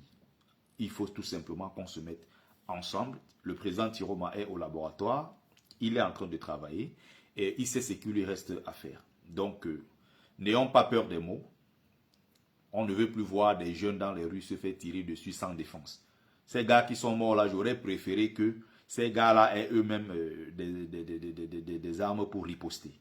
Ce n'est pas possible d'abattre des jeunes comme ça dans nos rues comme des lapins, malgré la solidarité même des policiers, je vais dire la solidarité de ces jeunes qui ont montré aux gens que non, ils voulaient plutôt coaliser. Ils voulaient célébrer ce moment-là avec les forces de l'ordre. Nos jeunes n'étaient pas dans la défiance. Nos jeunes n'ont pas eu l'intention de faire quoi que ce soit. Nos jeunes étaient tout simplement sortis parce qu'ils voulaient que les choses changent. Et ces jeunes-là avaient envie de partager ce moment-là avec les forces de l'ordre de notre pays. On a vu des policiers, des gendarmes blessés qui fuyaient, qui avaient peur, d'autres qui sont tombés. Non, ils ont été sauvés par des jeunes. Alors qu'il y a certains parmi eux qui étaient prêts carrément, voilà, à les lapider. Ces policiers et ces gendarmes ont été sauvés de la lapidation par des jeunes qui ont dit « Nous ne sommes pas ici pour ça. Les forces de l'ordre ne sont pas nos ennemis. » Mais malgré cela, ils n'ont pas eu pitié une seule seconde. Qu'est-ce qu'ils ont fait? Ils ont encore tiré sur des jeunes. Alors ces jeunes-là doivent se défendre. Se défendre ici, c'est quoi? C'est récupérer ce qu'ils peuvent avoir, d'où que ça vienne, pour se battre contre ceux-là qui ont décidé tout simplement de tirer sur nos jeunes comme des lapins, sans sommation, sans sentiment. Et ce sont parmi eux, d'ailleurs, on trouve des pères de famille. Ils vont retourner chez eux s'asseoir, sachant, ayant conscience qu'ils ont massacré des jeunes innocents qui n'avaient rien demandé et qui voulaient tout simplement le changement. Donc, au bout d'un moment, on ne va pas laisser des gens comme ça aller se rendre eux-mêmes à l'abattoir. Non. Il va falloir une force en face pour, n'est-ce pas, imposer le rapport de force le moment venu avec la milice tribale de Paul Biya qui, jusqu'ici, a décidé, n'est-ce pas, de le protéger contre les intérêts du peuple camerounais. Donc, voilà, c'était ma petite contribution. Malheureusement, je vais devoir vous laisser, comme je vous l'ai dit tout à l'heure. Au moins cela, j'ai été pendant 1 heure de temps. Au moins ce 1 heure, j'ai un peu contribué. Mais n'empêche que si je reviens rapidement, si vous êtes encore en ligne, je pourrais peut-être remonter. Mais là, voilà, merci, je suis pratiquement à 1h30. Là, j'ai apporté ma petite contribution. Oui, merci de faire la jonction entre les jeunes et l'ancienne génération de 92. Moi-même, je suis venu rapidement de Clermont-Ferrand parce que je pensais que le professeur Bahebek et notre grande sœur Henriette Ekwe devaient être là. Et merci. Parce que la prochaine fois, il y a encore des jeunes que je vais inviter. Mais doyen en paix, tu sais que nous les jeunes là, nous on a votre macabo, nous on vous en veut. Hein. Nous on vous en veut parce que vous nous avez abandonnés. On nous a demandé de faire la promotion de jeunes, mais c'est ce qu'on est en train de faire. Oui, mais non, le problème, quand je parle de vous, la génération là, mais qu'est-ce qui s'est passé pour que vous ne parveniez pas à l'époque à chasser Paul Biya et que c'est à nous, la génération de maintenant, nous maintenant, il y avait un panel qu'on avait fait avec les anciens. Les enfants comme nous, nés dans les années, nés dans les années 80 jusqu'à 90 et autres. En 92, nous on était encore petits. D'autres n'étaient même pas nés. Mais pourquoi vous n'avez pas le chassé Paul Biya à l'époque là? Ça vient nous trouver aujourd'hui. Nous on paye les pots cassés aujourd'hui. Pourquoi? Henriette Ekwe, Séverin Tchounkoé était à côté de moi. Djekam Tchamini Mayo, carton jaune, carton rouge. On était à 2 mètres. Séverin Tchounkoé, Henriette Ekwe. Bon, Bahébé était un peu plus jeune de nous, de 5, 6, 7 ans. Et ils vont vous expliquer le pourquoi on a échoué. Et c'est ce qu'on veut transmettre aux jeunes comme vous, pour qu'après nous, vous continuez le bon combat. Voilà. Et donc, vraiment, je remercie le jeune UPC d'avoir monté ces panels de transmission de connaissances de l'historicité politique pour qu'il y ait la continuité du combat. Et que ce panel soit vraiment un panel d'éducation, d'instruction, de conscientisation, de transmission de connaissances, où n'importe qui ne peut pas monter pour invectiver, insulter, ou ceux qui nous écoutent, ceux qui nous enregistrent, vont garder quand même quelque chose pour la suite du combat au cas où. Je remercie Bertil Okamit. Il y a un jeune là qui monte là, on a aussi son nom dans les papiers, il y a Momo, il y a Kenda, et il y a Why Not. Ils ont tout un groupe de jeunes là qui, on essaye, on pense que ces gars, ils aiment le Cameroun, ils sont pour le changement. On nous demande de faire votre promotion. Voilà ce qu'on est en train de faire. Même si le professeur Bahébé ne venait pas aujourd'hui, on va reprendre un autre rendez-vous où il y aura un échange entre votre génération et eux pour que vous qui allez continuer le combat, vous corrigez nos erreurs. Voilà le but de ce panel et surtout qu'ils soient instructifs. Parce qu'il y a des étudiants qui nous écoutent, il y a le collège des lycéens, il y a même d'autres personnes qui n'ont pas vécu cette époque, qui aimeraient savoir ce qui s'est passé. Comme tu te poses des questions, qu'est-ce qui n'a pas marché? Voilà, merci Bertil Okamit. Mais Okamit, si tu as du temps, tu reviendras. C'est très important. C'est d'ailleurs pourquoi tout à l'heure je parlais. Notre danseur Henri sera là. Merci. Tout à l'heure, c'est pour ça que. Bertie, merci beaucoup. Hein. J'essaie toujours de les joindre. Je pense qu'il y a un problème de connexion à Yaoundé. Parce que j'ai essayé de joindre 2 personnes. Je n'arrive pas à les avoir. J'ai appelé par mon téléphone direct ici, directement. J'ai eu le professeur, mais quand il parle, je n'entends pas. Et il me dit que tout est blanc. Enfin, je pense qu'il y a des problèmes de data. Là, je vois maintenant, parce que j'avais envoyé un allô, je vois 2 barres qui viennent d'apparaître. Donc, j'espère qu'il pourra. Même chose pour Henriette Ekwe. Donc, je pense qu'il y a un problème de connexion. Et ça, c'est toujours le stress. Quand on invite des gens au Cameroun, on n'est jamais très sûr. J'avais eu à l'époque l'occasion d'avoir Henriette Ekwe dans un panel. Et c'était avec trop de chance. Bon, elle, c'est une maman d'un certain âge. Hein. Donc, si elle n'a pas sa fille avec elle, ça va être très, très difficile qu'elle se connecte. Donc, comme le prof, là, je viens de voir, au moment où je te parle, là, je viens de voir que sa connexion est revenue. Je vais encore essayer de l'appeler. Mais comme on est là jusqu'à 21h30, 22h, si jamais elle arrive à se connecter, on pourra le faire. Sinon, ça sera partie remise pour demain. J'aimerais préciser aux uns et aux autres ici, quand on invite des invités là, c'est pour qu'ils nous éclairent en réalité. On ne dit pas qu'ils ont raison ou ils ont tort, mais c'est pour qu'ils nous éclairent. On a besoin d'avoir leur point de vue. Donc le fait que Ampère soit là et que Bertie soit venu, c'est pour avoir leur opinion. C'est ça qui est important. Après, les autres peuvent avoir des contributions ponctuelles. On peut poser toute une série de questions. C'est très important. Alors pour Bertie Okamit, il a un ouvrage. Bertie, si tu peux seulement, avant que tu partes, il faut que tu nous rappelles par rapport à ton ouvrage. Tu essaies de m'envoyer une photo de couverture. Moi-même, je vais te commander quelques exemplaires. Et comme ça, on pourra peut-être organiser un panel pour faire un peu la promotion de ton document. Parce que l'une des raisons aussi, c'est d'amener les gens à lire. Tu as eu une expérience assez forte que nous connaissons pour la plupart. Ah voilà. Donc, tu as ton expérience. Nous, on connaît cette expérience-là parce que les gens prennent cette route. Mais, sauf erreur de ma part, je ne connais pas un Camerounais qui a pris la peine d'écrire par rapport à ce trajet-là. Donc, il est important que cet ouvrage soit vulgarisé et moi, personnellement, je vais en prendre. Je vais te contacter inbox. Il faut au moins m'envoyer la photo de couverture et ton contact. Comme ça, on va s'arranger inbox et puis je prends le livre. Juste pour que tu fasses un petit rappel avant que tu partes. Comme ça, ceux qui sont là, on les encourage à commander ton ouvrage. Merci UPC 1948. Je vais te contacter tout à l'heure. Je vais juste après ça, je vais te contacter. Je vais t'envoyer la photo de la première et la 4e de couverture. L'ouvrage est toujours disponible. Hein, je le vends moi-même, donc je l'envoie par la poste. Hein, au bout de 3-4 jours maximum, vous recevez votre exemplaire. Surtout que quand c'est moi-même, n'est-ce pas, qui le vend, quand je l'envoie moi-même par la poste, je fais une dédicace. Donc c'est mieux toujours d'acheter chez l'auteur lui-même. C'est beaucoup plus facile que d'aller donner l'argent à Amazon, voilà, qui est déjà très riche d'ailleurs. Donc voilà, je disais, je suis l'auteur de ce livre-là, Folie et calvaire des migrants, qui retrace mon parcours et celui de mes camarades du Cameroun, voilà, jusqu'en France, traversant le désert et la mer Méditerranée.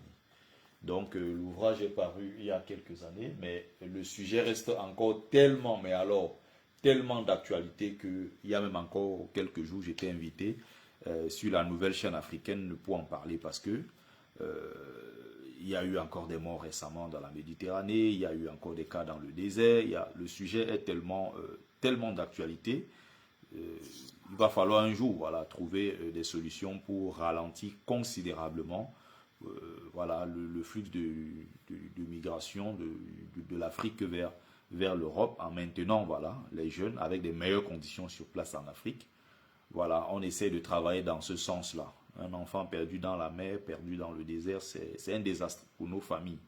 Et Dieu seul sait le nombre de familles aujourd'hui chez nous, en Afrique, qui pleurent leurs enfants, qui sont partis, ça fait 3, 4, 5, 10 ans et dont ils n'ont plus jamais eu de nouvelles.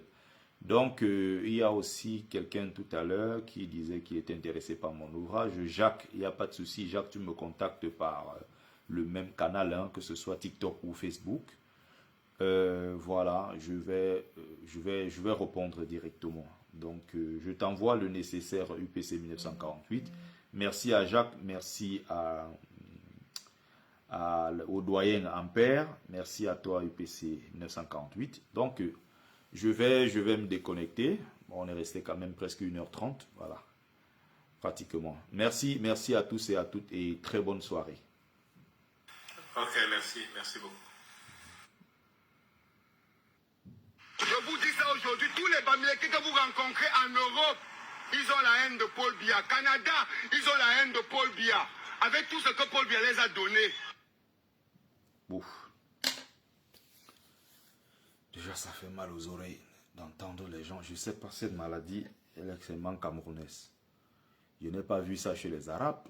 Je vis ici depuis très longtemps avec des Congolais, des Centrafricains, des Tchadiens, des Ivoiriens, je sais pas, il y a des gens qui sont de partout. Je n'ai jamais entendu des gens parler comme des Camerounais, certains Camerounais. À côté, hein, il faut bien préciser, je ne me moque pas des gens, parce qu'il y a des problèmes, des gens qui sont vraiment malades, hein, qui ont vraiment un problème orthophonique depuis le bas âge. Et c'est des problèmes qui ne sont pas faciles à régler quand on a atteint un certain âge. Mais on peut les corriger en revanche très facilement quand on est encore plus jeune. Tu écoutes là, qui parle du travail, à l'endroit de là où il faut mettre T, il faut prononcer travail, ils disent travail. Il dit que j'ai mal. Tout ce qu'on les a donné, les terreaux, les économies. Je vous dis ça aujourd'hui, tous les Bamileke que vous rencontrez en Europe, ils ont la haine de Paul Biya. Canada. C'est rencontrer. Pourquoi il dit rencontrer? Après ça, le cribalisme, ils disent le crib. Là, j'ai mal aux oreilles souvent. Certains Camerounais, je les écoute, je dis, mais cette maladie-là, ce n'est que répandu chez nous au Cameroun. Tu les écoutes sur les réseaux sociaux, ils parlent toujours comme ça. Le travail, le tribalisme. Ce n'est pas le tribalisme, c'est le tribalisme. On n'a pas appris à bien prononcer les mots. Et ces gens-là, ce n'est pas parce qu'ils ne savent pas bien prononcer. Hein. C'est qu'il y a une telle négligence chez nous. On s'exprime n'importe comment. Oh là là là là. Ils ont la haine de Paul Biya. Avec tout ce que Paul Biya les a donné. Tout ce qu'on les a donné, les terreaux, les économies, les cash. Quand ils sont au Cameroun, là-bas, ils vous disent oh non, c'est pas la politique. Même quoi? C'est le cœur que tu fumes, c'est quoi que tu fumes champion? Laisse tes autres parler. Tu viens quand même souiller les gens qui passent le temps à insulter les Bamileke. Parce que quand ces gens, comme vous dites mes frères, arrêtons le tribalisme. C'est ça. Arrêtons le tribalisme. C'est ça qui revient, le tribalisme. Les enfants à la maison dont grandissent étant perdus. Ils ne savent pas c'est quoi. Là où il y a le T, on lit C. Là où on prononce C. Là où il y a le C, on prononce T. Oh là là, c'est horrible ça. Horrible.